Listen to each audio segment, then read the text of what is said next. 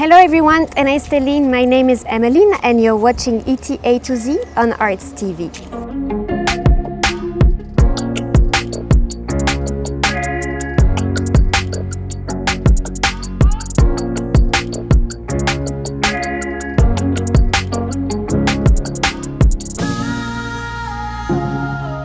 If you look at the mosaic behind me, you can see that Ethiopian history has mostly been dominated by men. And yet, Ethiopian women have provided important contributions and made remarkable achievements throughout the centuries. Today, we're going to discover some of the most influential Ethiopian women rulers. Follow me.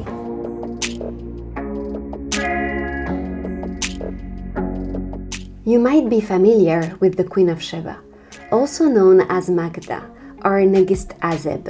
Her tale has been told for thousands of years, and even though her existence is disputed by historians, she's undoubtedly part of Ethiopia's national pride. Her name appears in the Bible, the Quran, and other books, including the Kebra Nagast, the Glory of the Kings, a national epic account written in the 14th century. The story mentions her love affair with the king of Israel, Solomon, was the starting point of the Solomonic dynasty that ruled Ethiopia, or rather Abyssinia, until 1974. Indeed, the Queen of Sheba bore a child, Menelik I, who became the first king of the Solomonic dynasty, who is also credited with bringing the Ark of the Covenant to Ethiopia.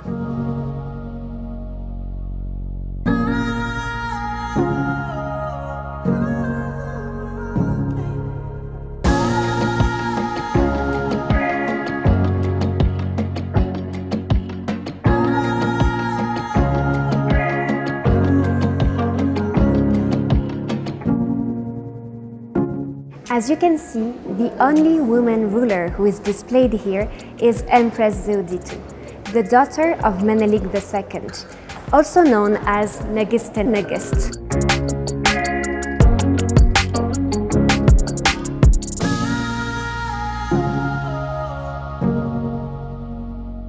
Three years after Menelik's death, the designated heir to the throne, Zewditu's nephew Lijiyasu, was accused of apostasy and overthrown by a coup d'etat in 1916.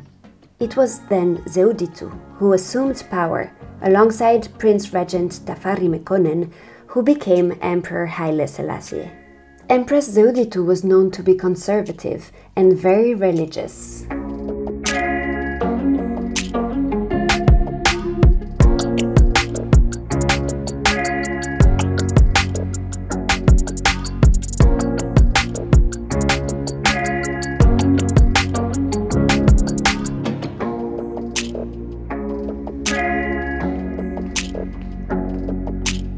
I am in Chaitu Hotel with Professor Baharu, historian and emeritus professor at Addis Ababa University. We will continue to discover the lives of the Ethiopian empresses who made remarkable contributions to Ethiopian history throughout the centuries. Professor Baharu, ደህና ኖት? በጣም ደህና ነኝ። አንቺ ደህና ነሽ? ደህና ነኝ. Today we're going to talk about Ethiopian empresses. But before diving into their life stories, I would like to ask you one question. Do you consider that these prominent female figures have received the recognition they deserve, or have their contributions been somehow neglected or even forgotten? Yeah, it depends on which empress you are talking about. I mean, the more recent ones are quite clearly recognized, like Taitu, but the earlier ones, they are not really that much known, because most of what has been written about them has been in English or French, and so the Ethiopian audience is not familiar with their achievements and exploits. Today we have decided to highlight the story of three female leaders. Who did you choose first? I chose three empresses, really, because all three of them made quite an impact on national politics. The first one was Queen Eleni. Actually, her first name, her maiden name was Itejanzala. She was the princess of Hadia, the daughter of a Hadia chief, and she lived in the 15th and 16th century. And she was married to to Emperor Zara Yacob. Emperor Zara Yacob is probably one of the most famous medieval emperors. After Amdetsion, he consolidated the empire that was built by Amdetsion and his successors. And he was also a kind of philosopher king who wrote quite a number of books on religious matters and so on. So she was married to him. Unfortunately, she was barren. She couldn't bear a child. So she didn't have any influence in the succession process. As a matter of fact, after the death of Jacob, there was a succession struggle for power, which lasted quite a few. It was when Emperor Libna Dingel, who is famous with the wars of Amr Grany, who was the emperor at the time of the Grany campaign. When he became emperor, he was young. He was a tender age, so she was made a kind of queen mother. That's when she started to exercise influence in Ethiopian politics. What kind of influence? A kind of stabilizing force, because it was a period of turmoil, a period of struggle, a period of fighting and so on. But she managed to really stabilize the political situation and managed to give Libna Dingel a chance to kind of flourish and eventually become one of the successful emperors, although of course he was defeated by Grany.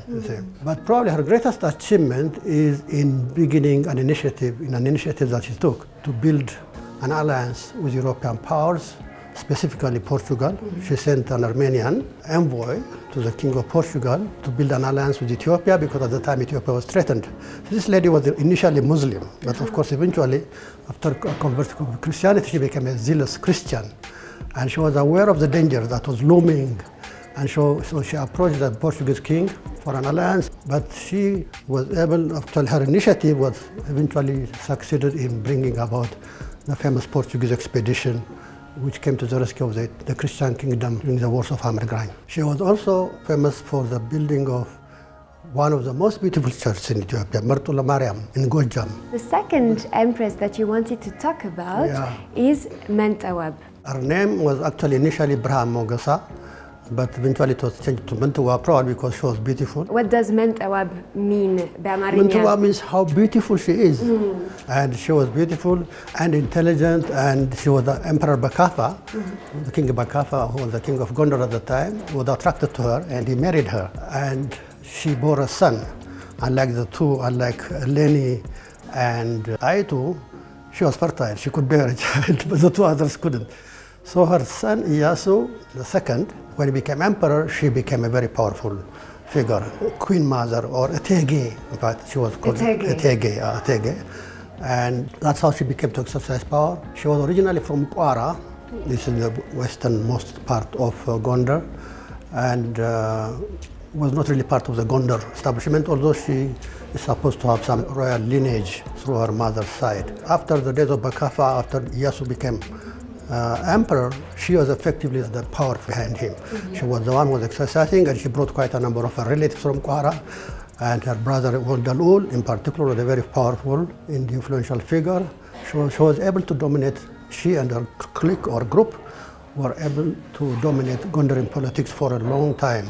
And what was her greatest achievement? Other than being a very powerful figure, she was the patron of arts. The church building like Narga Selassie on the Lake Olektana, Narga Selassie. Yes. The church was built by her. She was a patron of arts. In fact, there are quite a number of beautiful arts ascribed to her, not patronized by her, In one of them, at least, she's actually seen lying down in the painting. So the famous Gondarian style painting of the 18th century. So she was also famous for building the palace and church of Kuskam. She lived at a time when James Bruce visited Ethiopia, and he came to know her very, very closely. So we have a very detailed portrait of the woman. So now let's talk about Aitu. Aitu, that's where we are. Exactly. She founded this very hotel, right? Yeah, well, the emperor actually built it, and he named it after her. And he called it not Aitu at the time, he called it Etege Hotel. Etege automatically meant, of course, Aitu. So we're in the right place, basically. Yeah. So Aitu is probably one of the most, probably of all the three, the most powerful, the most impactful empress. Her family is from Semen, and Yeju, and also her mother is from Gojam. She was married, I don't know how many times, I think 4 times before she married Menelik. She was supposed to be beautiful, although some of her portraits are not very flattering. Because it's probably after she got fat, I think. So her beauty has kind of diminished with age. But more than her beauty, I think her intelligence, her commitment to Ethiopia, to Ethiopian independence, her loyalty to Menelik, the kind of advice that she was able to give him during the confrontation with the Italians, in particular during the controversy of the Treaty of Uchale.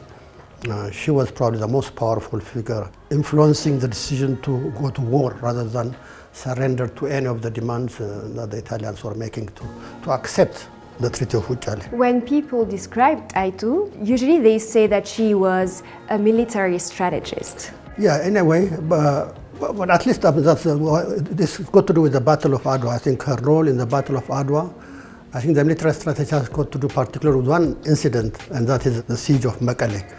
After the Italians were defeated at the Battle of Ambalage, that was the first encounter, the first battle, they retreated back to the north and they built a formidable fortress near Mekelle, on the outskirts of Mekelle, called Ndayesus. And this was a very powerful fortress. The Ethiopian troops led by Ras Makonnen tried to storm it and suffered quite heavy casualties because it was impregnable almost. And there was a stalemate. So that's when Taitu came with the idea, don't lose your soldiers unnecessarily. I think there is one strategy that we can adopt, and that's to cut off the water supply. So the water supply was cut, and then the Italians had no choice but to surrender. So that's a military strategy. And of course, as a whole, during the campaign, she mobilized all the women to take care of the wounded, to take care of the provisions, and also to encourage the soldiers. When there were reverses, ups and downs, to and fro. And when the soldiers were retreating, she and her women were the ones who were actually shaming the soldiers. Why are you coming back?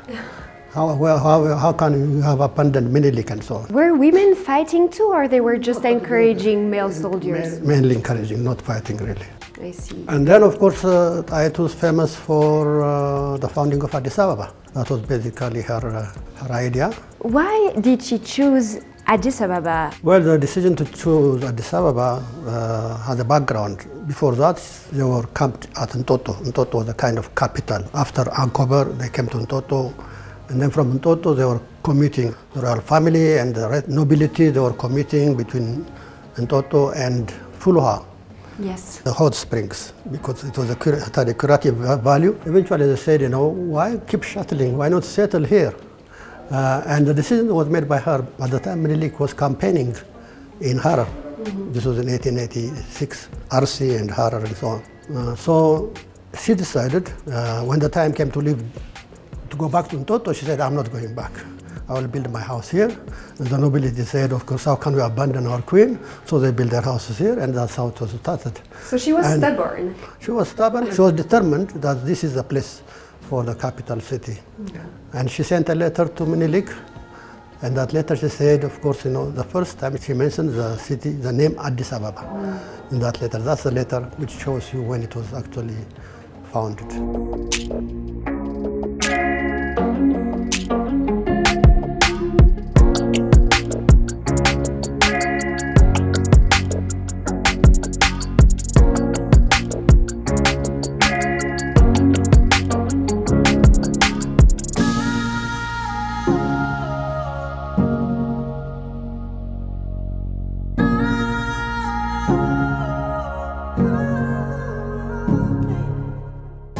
Do you believe that those stories, the stories of those female leaders, should be taught better or more at school? Yes, because there is an imbalance. There's a very clear imbalance because Ethiopian history has been dominated by men. It has been dominated by politics.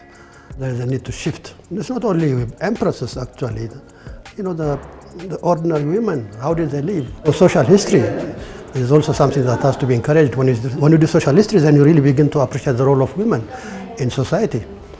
So there is quite clearly an imbalance which has to be rectified. Thank you so much, Professor Baharu, for sharing your knowledge with us. It was so interesting. I learned actually so many things. Okay, good. Thank you. አመሰግናለሁ።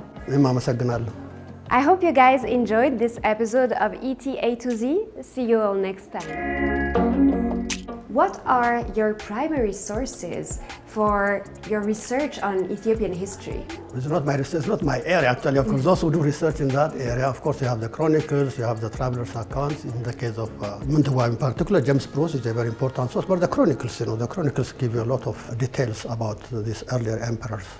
When you come to Tewot, again, we have the chronicle and also, of course, the travelers and lots of biographies as well.